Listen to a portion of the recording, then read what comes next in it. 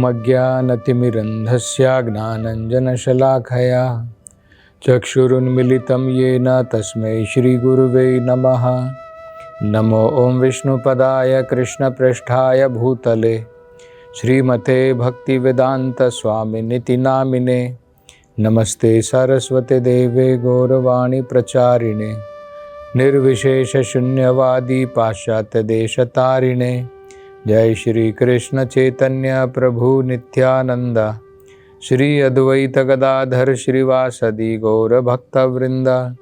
हरे कृष्णा कृष्ण कृष्ण हरे हरे, हरे राम राम राम हरे हरे। हरे कृष्णा।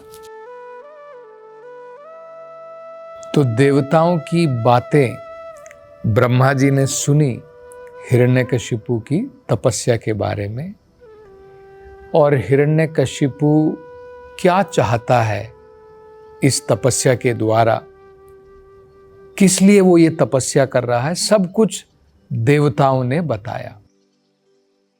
ये सुनने के पश्चात ब्रह्मा जी कुछ ऋषियों के साथ में, भृगु मुनि जैसे ऋषि, दक्षा, उन सबको साथ में लेकर के मंदरा पर्वत की तरफ गए, जहां पर हिरण्यकशिपु ये घोर तपस्या करने में लगा था। कुछ देर ब्रह्मा जी ने ढूंढा कि हिरण्यकशिपु कहाँ है, लेकिन हिरण्यकशिपु कहीं पर भी दिखाई नहीं दिया। लेकिन थोड़ी देर के पश्चात में ब्रह्मा जी को ज्ञात हुआ कि हिरण्यकशिपु वहीं पर तपस्या कर रहा है। अब वो केवल लोगों को दिखाई नहीं दे रहा है, क्योंकि 100 साल से वो तपस्या कर रहा है। और कौन से 100 साल? देवताओं के 100 साल। देवताओं का एक दिन जो होता है हमारे 6 महीने के बराबर है। तो हम अंदाजा लगा सकते हैं कि देवताओं के 100 साल हमारे 100 साल के बराबर नहीं है, उनका एक दिन हमारे 6 महीने के बराबर है। तो बहुत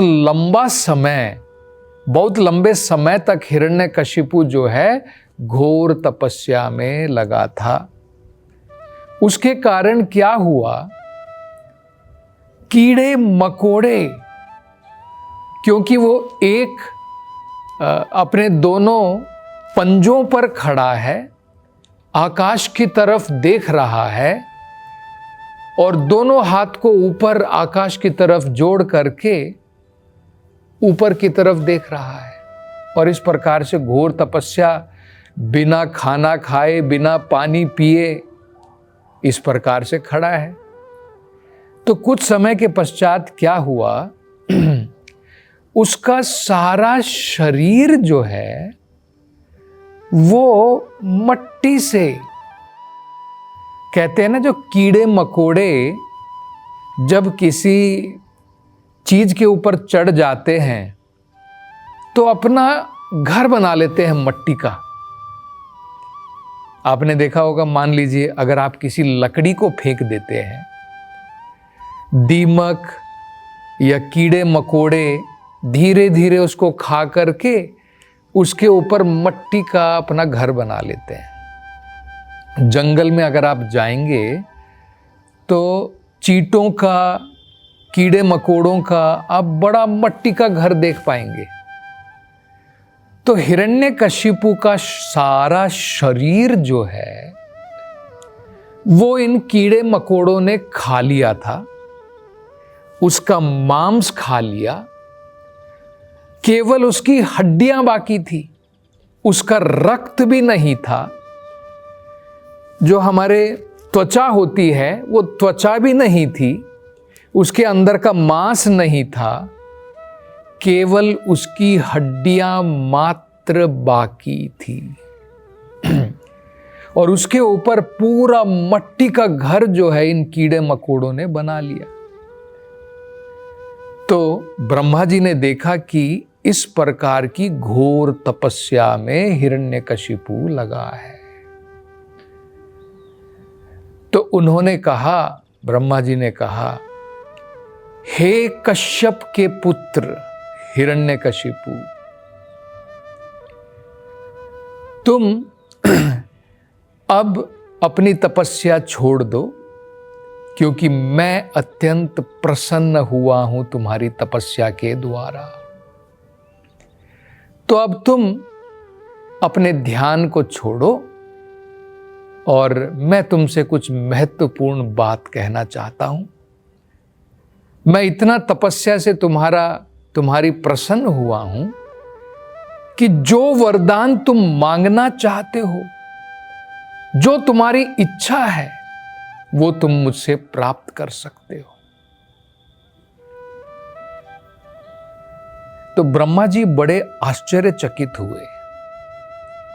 ब्रह्मा जी क्यों आश्चर्यचकित हुए? क्योंकि हिरण्यकशिपु का सारा शरीर जो है वो कीड़े मकोड़ों ने खा लिया है। उसकी त्वचा नहीं, उसका मांस नहीं, केवल हड्डियों में अपने प्राण बचा करके उसने रखे। मतलब देखिए इससे क्या है, एक बड़ी महत्वपूर्ण बात सिद्ध होती है कि असल में देखें तो आत्मा का इस भौतिक शरीर से कोई संबंध ही नहीं है। ये भौतिक शरीर जो है ये एक प्रकार की परत मात्र है, कपड़े के बराबर है। इसके बिना भी आत्मा रह सकती है। यहां पर हम उदाहरण देख सकते हैं, हिरण्यकशिपु का शरीर की पूरी चमड़ी, उसकी जो है पूरी स्किन, ये जानवरों ने खा ली है, इन कीड़े मकोड़ों ने खा ली है। ना उसकी त्वचा है, ना उसके अंदर में मांस है।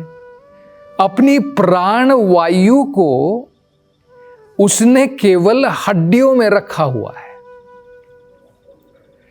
मतलब हड्डियों में भी महान योगी गण भी जब वो समाधि में होते हैं, उनका शरीर पूरा अगर कीड़े मकोड़े खा भी लें तो भी वो जीवित रह सकते हैं अपनी हड्डियों में अपने प्राण रख करके।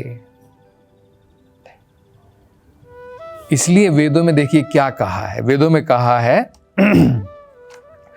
असंगो ही अयम पुरुषः। असंगो का मतलब होता है इस आत्मा का, पुरुषः जीव का, इस शरीर के साथ कोई संग नहीं है। असंगो ही, वो इससे जुड़ी हुई नहीं है कि इसके भरोसे ही आत्मा जीवित रहेगी। वो हम उदाहरण यहां पर देख सकते हैं। दूसरा, इस प्रसंग में जो समझने लायक बात है, देखिए हिरण्यकशिपु ने जो तपस्या की, बड़ी घोर तपस्या की, इस प्रकार की तपस्या तो महान ऋषिगण भी नहीं कर पाते हैं। लेकिन हिरण्यकशिपु ने इस प्रकार की असंभव तपस्या, घोर तपस्या जो है वो करके ब्रह्मा जी को संतुष्ट किया, उनको प्रसन्न किया। लेकिन फिर भी देखिए, इतनी घोर तपस्या करके भी हिरण्यकशिपु क्या देवता कहलाया? मतलब इतनी घोर तपस्या भी कर ली, फिर भी असुर ही तो रहा, फिर भी वो दैत्य ही बना रहा, फिर भी वो देवता नहीं बना, उसके विचार नहीं बदले, उसके अंदर में अच्छे गुण नहीं आ गए, क्योंकि उसने तपस्या अपने निजी स्वार्थ के लिए की, अपनी इंद्रिय भोग के लिए की, अपनी इंद्रियों की तृप्ति के लिए की। इसलिए वो फिर भी असुर बना रहा, दैत्य बना रहा। लेकिन देखिए, अगर हम तुलना करें, ये तो इतना बड़ा असुर है, इतनी घोर तपस्या तो ऋषियों के लिए भी मुश्किल है, जो इस असुर ने करके दिखा दी, लेकिन फिर भी वो दैत्य बना रहा ना। वहीं पर आप देखिए, प्रहलाद, उनके बेटे हिरण्यकशिपु के पुत्र प्रहलाद, वो तो हिरण्यकशिपु की भांति बड़ा असुर नहीं है, एक छोटा बालक मात्र। प्रहलाद जी एक छोटे बालक मात्र थे, 5 साल के बालक। और इतने छोटे बालक, उन्होंने कोई इस प्रकार की ना तो वो घोर तपस्या कर पाए, लेकिन नारद जी के बताए अनुसार उन्होंने भगवान की भक्ति की। और बड़ी सरल होती है भगवान की भक्ति, इस प्रकार से घोर तपस्या करने की जरूरत नहीं पड़ती है। श्रवणम कीर्तनम विष्णु स्मरणम पाद सेवनम अर्चनम वंदनम दास्यम साख्यम आत्मनिवेदनम, 9 प्रकार से आप किसी भी प्रकार से भगवान की भक्ति कर सकते हैं। भगवान की कथाओं का श्रवण कर सकते हैं, वो भी भक्ति है। भगवान के नाम का श्रवण कर सकते हैं, आप कीर्तन कर सकते हैं, श्रवणम हो गया कीर्तनम, वंदनम प्रार्थना कर सकते हैं भगवान से, जैसे कुंती महारानी ने भगवान से श्रेष्ठ प्रार्थनाएं की। दास्यम, भगवान का सेवक बन करके भगवान की सेवा कर सकते हैं। अर्चनम, भगवान की अर्चना कर सकते हैं।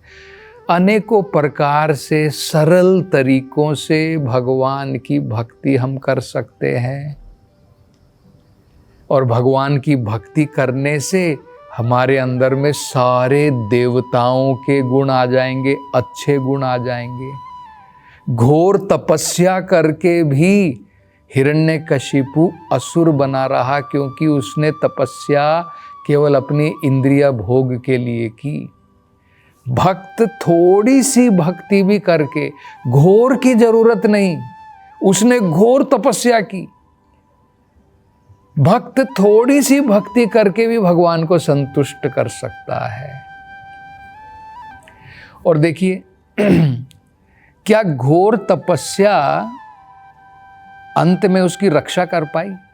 यह भी समझना महत्वपूर्ण है। भाई, हिरण्यकशिपु ने इतनी घोर तपस्या की, पर अंत में भगवान ने नरसिम्हा का अवतार लेकर के हिरण्यकशिपु का वध कर दिया। तो उसकी घोर तपस्या उसको मृत्यु से भी नहीं बचा पाई। लेकिन प्रहलाद महाराज की भक्ति इतनी महान थी, उनकी सरल भक्ति के द्वारा भगवान को वो इतने प्रिय हो गए कि उनकी रक्षा करने के लिए अनेकों प्रकार से हिरण्यकशिपु ने मारने का प्रयास किया प्रहलाद को। लेकिन भगवान स्वयं उनकी रक्षा करने के लिए भगवान स्वयं वहां पर आए और अपने भक्त की रक्षा की।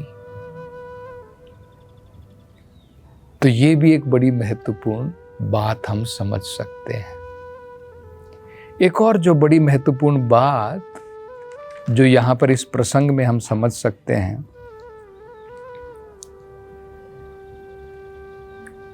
कि भृगु जो पहले, इनसे भी पहले इनका जन्म हुआ था, हिरण्यकशिपु बाद में आया।